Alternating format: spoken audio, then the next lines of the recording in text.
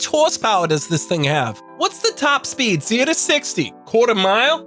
Who cares? Go watch Car Wow if that's so important to you. If not, then hello there. I'm Stype, and this is the top 7 incredible cars that don't care about the numbers. Yeah, let's go. Mazda Miata.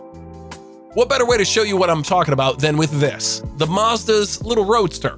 After 30 years and more than 1 million units sold, this car is still the go-to answer if you want an affordable car that's insanely fun to drive. It never had much power, but that's okay because the Miata is less about what some stopwatch says and more about the way it makes you feel.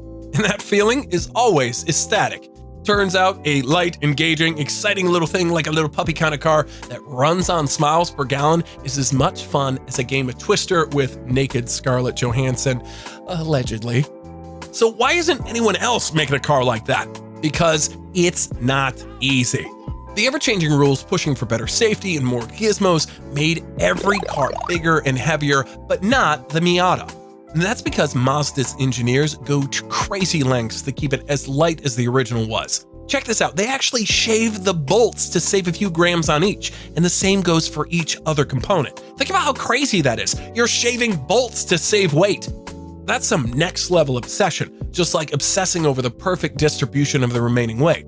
And sure, they could have made the engine more powerful with turbos and stuff, but why? The recipe was already perfected. So adding more power to the mix will more likely just ruin it. Besides, Confucius says, "It's more fun to drive a slow car fast than a fast car slow." You might want to remember that. BMW i8. Can a supercar be underpowered? Many people will say no, which is why many people also consider the i8 to be more of a sports car than a supercar. Naturally, I disagree. Yes, the 1.5-liter 3-cylinder hybrid pumping out some fake noises and just 360 horsepower doesn't seem like a lot, but thanks to the insta-torque from its electric motors, the i8 can still glue you to your seat. Wow! It's actually on par with the Audi R8 4.2, so there's that.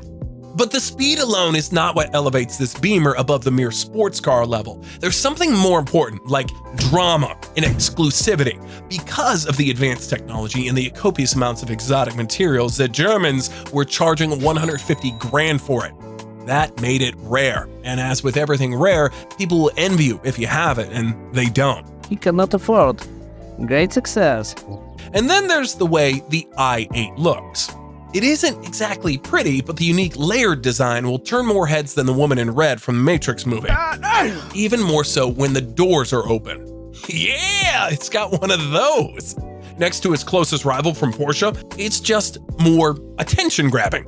And I'm sorry, but isn't that the main point of a supercar? Being more flamboyant, more wow, more of a gay peacock on wheels, if you will. I'll say it is. Hello, boys. And so what if the numbers aren't big enough? Citroën 2 Chevaux. And to see just how low you can go with the whole power figure and still have lots of fun, look no further than the Citroën 2CV. It's not the oldest car ever, but it was designed specifically to be an upgrade over the oldest form of transportation, a horse. That alone should tell you how high of a performance bar Citroën had to clear for this to be a success. Never mind that the bigger challenge was making it cheap enough, and so, as you can imagine, the 2CV wasn't giving you much for the money. Its 375cc engine produced just 9 horsepower, and while that makes it really slow, it also forces you to be fully engaged in the act of driving. Even the smallest hill meant downshifting, revving it up, gathering the speed, and then roaring up the road like you just boarded the beaches of Normandy. And it's not just that. You'll be going flat out pretty much everywhere else too, without the fear that you'll ever break any speed limit. Mind you, because of the flimsy tinfoil construction and the long traveling suspension, 30 miles per hour in the 2CV feels like you're doing 3 times that much, at the least. That soft suspension was also great for going crazy over some rough terrains too, which is something Citroën loved demonstrating. Look how happy they are. And when you're done fooling around, you can just take out the bench seats, open up a brewski, and enjoy the view. Cheers, you douche Vogue. Classic Mini. Unlike the 2CV, which you must constantly floor just to keep it going, in the Mini you'll be doing the same because it's such a huge amount of fun, and it wasn't even engineered for that. Fun was the side effect, a happy accident, if you will. Like when Pfizer tried to develop chest pain medicine only to give their test subjects raging boners. Hello, Scarlett! Anyway, the goal with the Mini was to create a cheap and small car that was just as practical as a full-size one, and one of the ways they achieved it was by pushing its tiny wheels as far out as possible. That, plus the stiff rubber suspension and the lightweight body, resulted in handling as sharp and as quick as one on a go-kart. It was so much fun to throw around the corners that even Mr. Ferrari bought one to see what all the fuss was about. Naturally, with characteristics like that, a sportier version was soon developed by a man called Cooper, and that one went on to rack up numerous rally wins as well as being an absolute nuisance in circuit racing too. Just look at these muscle cars desperately trying to fight against a whole swarm of underpowered minis. Sure, the big V8 brutes would get away going down the straights, but as soon as there were some corners, these little buggers would begin to gnaw their heels all over again, just like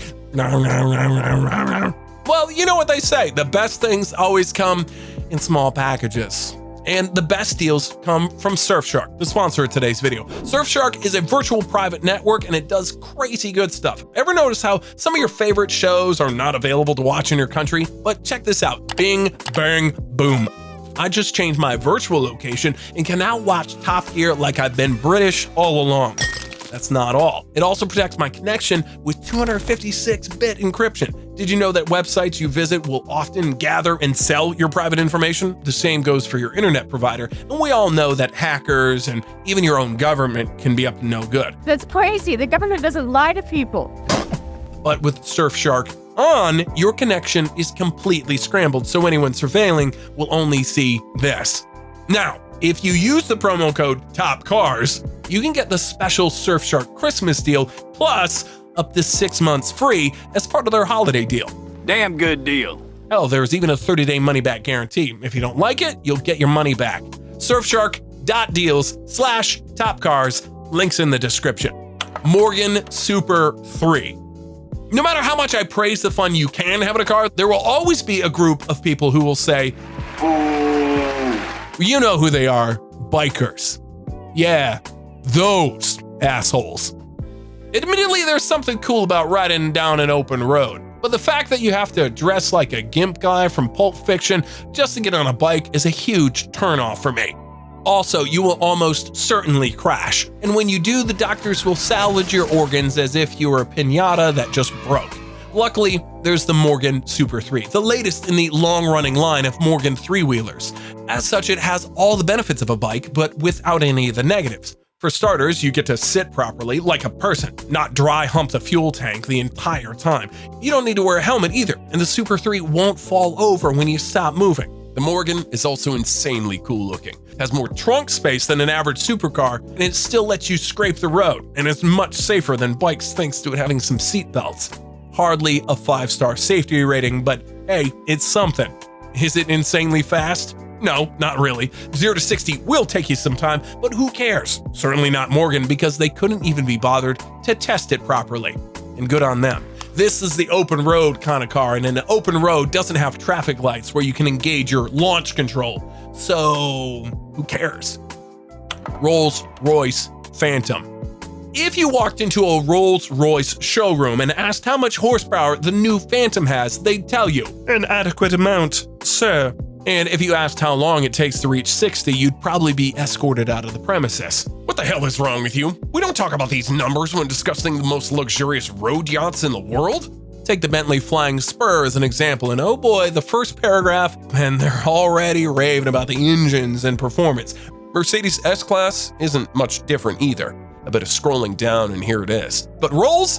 Yeah, they don't engage in such penis-measuring nonsense. It's undignified. Still, if you must know, go to the configurator, click Summary, scroll all the way down where you'll find the Closed tab with the technical specs. I mean, damn, not even Saddam Hussein was hidden that well. Anyway, 550 horses in 5.5 seconds to 60 isn't exactly slow, but still, don't expect it to do some violent tire-screeching leap from a standstill. No, that would feel uncomfortable, and that's just out of the question. Instead, the Phantom would simply whoosh forward, nicely, gently, and without much pomp. But my favorite piece for the anti-hooliganism is this dial. Instead of a rev counter, there's the power reserve percentage gauge. And as with everything displayed in percentages, people will want to be as close to 100 as possible. It's human psychology, and it's very effective. Anyway, it's time to do the honorable mentions. Let's see if you can guess these cars. I need to get my glasses. Can't read the goddamn script right. Yeah! Oh! I don't wear glasses. I think I'm just going blind. And at number 1, here we go. GMA T50 is only the 3rd car ever by Gordon Murray, and it's designed to be the biggest middle finger to the whole supercar category since probably ever. I wouldn't even call it a supercar either. Sure, the price is up there and it's mid-engined, but the design isn't particularly dramatic, and the numbers are somewhat anemic. Today, you'll get more power from the slowest, cheapest McLaren, but then again, McLaren is a supercar, whereas the T50 is more like a bigger, more practical Lotus Elise. It's a driver's car, an extremely light and completely analog one. It's got direct steering, a proper manual gearbox, handbrake, no hybrid bullshit, no stupid touchscreens, or 17 different driving modes. No lift kit either, because it's not really needed. The T50 doesn't have to be so low to the ground thanks to its huge fan at the back, which manages the aerodynamics better than any other car in existence. Another standout feature is the central seating position, which gives you the most amazing view of the road. And lastly, let's talk about its crown jewel, the engine. A tiny 3.9-liter naturally aspirated V12 producing 650-ish horses isn't a big deal by today's standards, and yet it's the most amazing engine ever made. From idle to redline, it takes less than 1 second, and that redline is 12,000 RPMs. It's so good that each time you press the gas pedal, instantly, literally in an instant, a Buddhist monk that's going through a no-nut November halfway around the world will jizz in his pants. All this combined, the tactile feel, the directness of inputs, the fizziness of responses that you're getting, there's no other way to describe it. It's the best car you could possibly drive. As for 0 to 60, Gordon doesn't care about that, so he never tested it. It'll be whatever it is. Probably slower than modern all-wheel drive, dual-clutch, turbo hybrid cars that we have today. And if that bothers you, then I'm sorry, but you're not a car guy. Anyway, that's all I have to say about the topic. Check out that Surfshark deal, and I'll see you in the next one.